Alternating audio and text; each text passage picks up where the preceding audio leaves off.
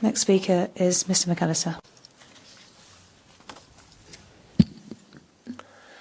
Mr. President, dear colleagues, what happened before, during and after the elections in Tanzania was regrettably no surprise. This was not an irregularity, but the systematic destruction of democratic competition. These elections were marred by state-sponsored political repression, targeted abductions and manipulation. The outcome was decided well before the 29th of October.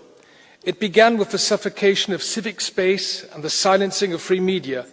It continued with the banning of political assemblies and opposition parties, and it became undeniable with the imprisonment of nearly every leading opposition representative, above all the leader of Chadema, Mr. Tundu Lissu. For nearly 250 days, my personal friend Tundu Lissu has endured solitary confinement, possibly facing a death sentence simply for demanding free and fair elections. But this is not just about one individual fate.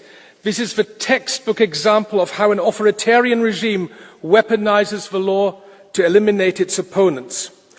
On election day and the hours that followed, the regime showed its true colors when the internet was shut down, when protesters were beaten, shot, abducted and jailed.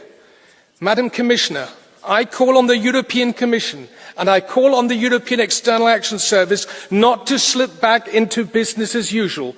I will spare you the diplomatic language used in recent statements, but the tone was certainly not as clear as it should have been.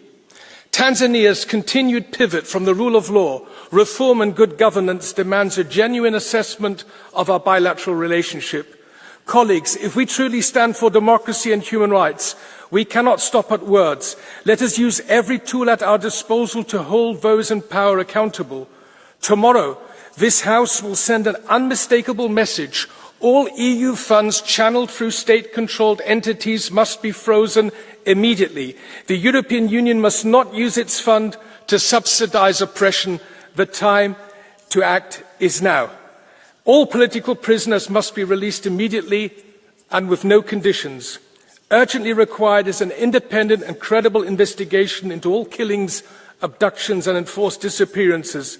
The great people of Tanzania, they deserve new, free and credible elections. Thank you, and free Tundu Lissu now.